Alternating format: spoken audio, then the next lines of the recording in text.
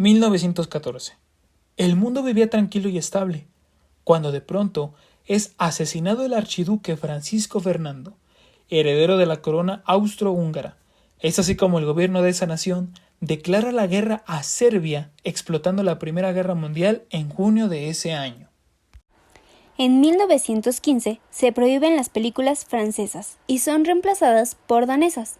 Toda Europa atravesaba por un monopolio alemán. Esto con el motivo de crear cintas patrioteras de estilo alemán para elevar la moral de las tropas. Berlín se ocupaba de establecer los estudios más modernos del continente europeo. Después de 4 años de guerra dejaría a su paso miles de muertes, afectaciones del orden económico, político y social.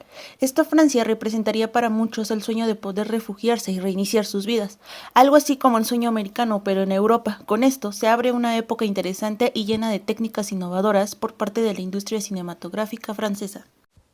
Uno de los grandes cineastas por parte de esta época es sin duda René Clair. Nace el 11 de noviembre de 1898 en París. Además de cineasta, es escritor, el cual lleva los recursos vanguardistas que ya había empleado a un cine dirigido a grandes públicos. Pero antes de continuar, explicaremos qué son los recursos vanguardistas. Son aquellas formas de establecer juegos de palabras o literarios, asociándolos de manera arbitraria e irracional. Predomina el uso de las metáforas, las imágenes, la supresión de la rima y los nexos sintácticos, la ausencia de signos de puntuación y la experimentación tipográfica. Ahora sí, continuemos. Un sombrero de paja de Italia. Siendo una adaptación de la obra de Eugène Laviché y Marc Michel, lo lleva a conseguir el reconocimiento internacional gracias a un uso bastante amable de elementos surrealistas que, en lugar de escandalizar, pretendía entretener. Con Bajo los techos de París, Sous les toits de Paris, 1930. En esta se dedica a explorar el sonido en relación con la imagen en movimiento, no reiterando aquello que se veía en pantalla, sino relevándolo para así completar la experiencia del espectador. Jean Renoir. La filosofía de este guapo caballero representa una fluctuación entre dos conceptos, en apariencia disociados, la naturaleza y la representación. Para el autor, la realidad se compone de un conjunto de espejos donde la existencia humana participa como un juego de máscaras en la naturaleza. Pero ese juego debe ser revelado. Por ello optó por un realismo radical basado en actores no profesionales y en espacios naturales, así también como arquitectónicos auténticos enmarcados por un trabajo de cámara muy bien cuidado. Renoir se vale de todos los recursos cinematográficos con soltura.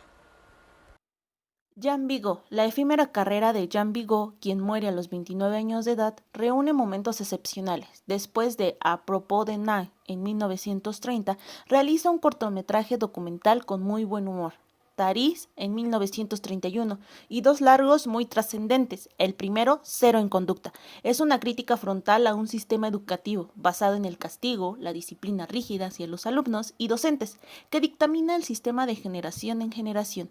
Vigo introduce un rigor en el absurdo de las clases aburridas, de los horarios inadecuados, de los regímenes estrictos, autoritarios y arbitrarios, y una clara precursora de los 400 golpes de Francois Truffaut en 1959. El segundo es El Atlante, 1934.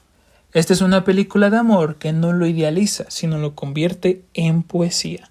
Juliette, dita Paquelot, es una niña caprichosa de una ciudad pequeña y el capitán de barco Jean d'Asté, se casan después de un noviazgo. Ella se va a vivir a su barco, Le Atlante. Mientras ellos recorren el río Sena, Jean se cansa de los coqueteos de Juliette con toda la tripulación masculina. Juliette desea escapar de la monotonía y experimentar la emoción de la gran ciudad. Cuando huye a París, su marido empieza a pensar y a reflexionar que su matrimonio fue un error. A continuación te presentamos algunas de las películas más representativas de la época. La Pasión de Juana de Arco de 1929 por Karl Theodor Dreyer. La historia del juicio de Juana de Arco le sirve a Karl para hacer uno de los rigurosos ejercicios sobre las pasiones humanas y la actitud ante el sufrimiento. El personaje de Juana de Arco comenzó a interesarle en 1920 cuando fue canonizada. Con este film pretendía expresar el triunfo del alma sobre la muerte. Aquí implementan los primeros planos muy cercanos de la protagonista, en búsqueda de conmover al espectador, mostrando el carácter de la joven y el espíritu de la época. Con sus impactantes encuadres, el director convenció al mundo de que el cine podría ser arte. Pepe Le Mocó, Julien Duvivier, 1937. Pepe Le Mocó, Jean Gabin, dirige una banda de delincuentes en París. Perseguidos por la policía, huye a Argel junto a otros miembros de su banda. Allí se enamora de Gaby, interpretada de Mary Jean Balin, una joven y sofisticada turista parisina cuya relación provoca los celos de su amante. Este triángulo amoroso le pone en peligro frente a su perseguidor, el inspector Slimane. Una película dirigida por el gran director de cine francés Julien Duvivier.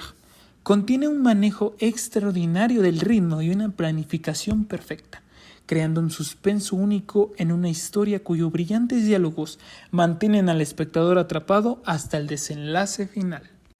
Este filme es uno de los mejores ejemplos del movimiento cultural llamado realismo poético, y fue un movimiento cinematográfico en Francia de la década de 1930, más tendencia que movimiento.